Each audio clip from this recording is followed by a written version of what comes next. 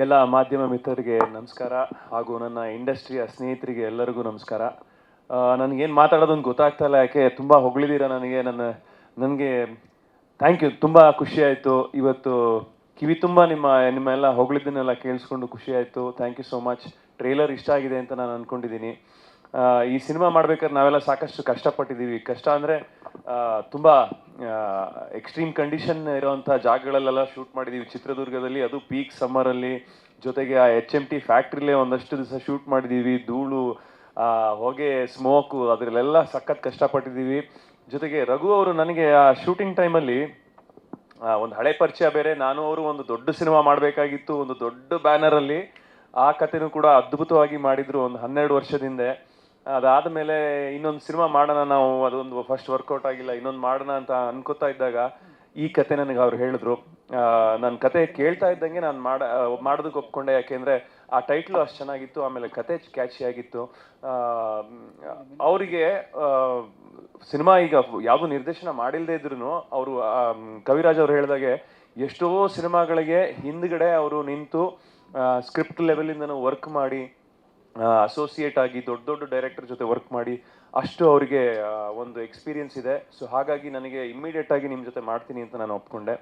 ಆಮೇಲೆ ನನಗೆ ಸಿನಿಮಾ ಇದು ಶೂಟಿಂಗ್ ಮಾಡಬೇಕಾದ್ರೂ ಅಷ್ಟೇ, ರಾಘು ಅವರು 7-8 ಟೇಕ್ ಆಗ್ತಾ ಇದೆ, ಬಟ್ ಅವರಿಗೆ ಇಲ್ಲ ಇನ್ನೊಂದು ಈ ಥರನೇ ಬೇಕು ಅಂತ ತುಂಬ ಪರ್ಟಿಕ್ಯುಲರ್ ಆಗಿದ್ರು. ನಾನು ಆ ಬಿಸಿಲಲ್ಲಿ ಏನಪ್ಪ ಇದು, ನಾನು ಮಾಡೋದೇ, ನಂಗೆ ಆ್ಯಕ್ಟಿಂಗೇ ಬರಲ್ವಾ, ಸರಿ ಮಾಡ್ತಾ ಇಲ್ವಾ ನಾನು ಅಂತ ನನಗೆ. ಆಮೇಲೆ ನಾನು ಸಿನಿಮಾ ನೋಡಿದ್ಮೇಲೆ ನನಗೆ ಅನಿಸ್ತು, ನಾನು ಹಿಂಗೆ ಮಾಡಿದ್ದೀನಾ, ಚೆನ್ನಾಗಿ ಮಾಡಿದ್ದೀನಿ ಅಂತ ನನಗೆ ಅನಿಸ್ತು. ಯೂಶಲಿ ನನಗೆ ಅನ್ಸಲ್ಲ ಹಂಗೆ. ಸೊ ನಾನೇ ಒಂದ್ಸಲಿ ಬೆನ್ ತಟ್ಕೊಂಡೆ. ಅದಕ್ಕೆ ಥ್ಯಾಂಕ್ಸ್. ಯಾಕೆಂದರೆ ರಾಘು ಅವ್ರಿಗೆ ಹೇಳಬೇಕು, ತುಂಬ ಹೆಲ್ಪ್ ಮಾಡಿದ್ದಾರೆ. ತುಂಬ ಅದೇನೋ ಒಂದು ಪರ್ಟಿಕ್ಯುಲರ್ ಆ ಶೈಲಿಲೇ ಬೇಕು ಅಂತ ಹೇಳಿದ್ದಾರೆ, ಬಾಡಿ ಲ್ಯಾಂಗ್ವೇಜಿಂದ ಎಲ್ಲ ಹಿಡಿದು. ಅದು ನನಗೆ ಫ್ಯೂಚರಲ್ಲೂ ಎಲ್ಲೋ ಹೆಲ್ಪ್ ಆಗುತ್ತೆ. ಥ್ಯಾಂಕ್ ಯು ರಘು, ಒಳ್ಳೆ ನಿರ್ದೇಶನ ಮಾಡಿದ್ದೀರಾ. ಆಮೇಲೆ ನಮ್ಮ ನಿರ್ಮಾಪಕರು Raghuvardhan sir, thank you so much.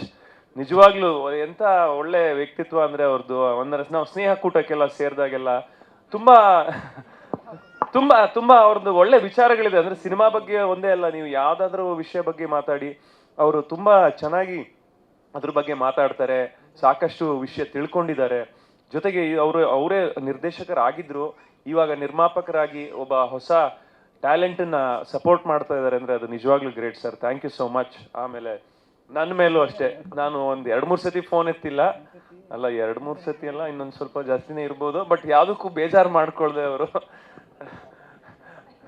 ಇವಾಗಲೂ ಅದೇ ಪ್ರೀತಿ ವಿಶ್ವಾಸ ತೋರಿಸ್ತಾ ಇದ್ದೀರಾ. Thank you. ಆಮೇಲೆ ವೀರ್ ಸಮರ್ ಸರ್ ನನಗೆ ಒಂದು ಒಳ್ಳೆ ಅದ್ಭುತವಾಗಿರೋ ಸಾಂಗ್ ಕೊಟ್ಟಿದ್ದಾರೆ, ಪ್ರಪಂಚದಿಂದ ಹುಟ್ಟಿ ಬಂದ ಊರನ್ನ ಅಂತ. ಹುಟ್ಟಿದ ಊರನ್ನ ಈ ಸಿನಿಮಾದಲ್ಲೂ ಕೂಡ ಅಷ್ಟೇ ಒಳ್ಳೆ ಅದ್ಭುತವಾಗಿರೋ ಒಂದು ಸಾಂಗ್ ಕೊಡ್ತಾರೆ. ದೊಡ್ಡ ಹಿಟ್ ಆಗುತ್ತೆ ಅಂತ ನನಗೊಂದು ಭರವಸೆ ಇದೆ. ನನ್ನ ಫೇವ್ರೆಟ್ ಮ್ಯೂಸಿಕ್ ಡೈರೆಕ್ಟರ್ ಸರ್ ನೀವು, ಥ್ಯಾಂಕ್ ಯು ಸೋ ಮಚ್.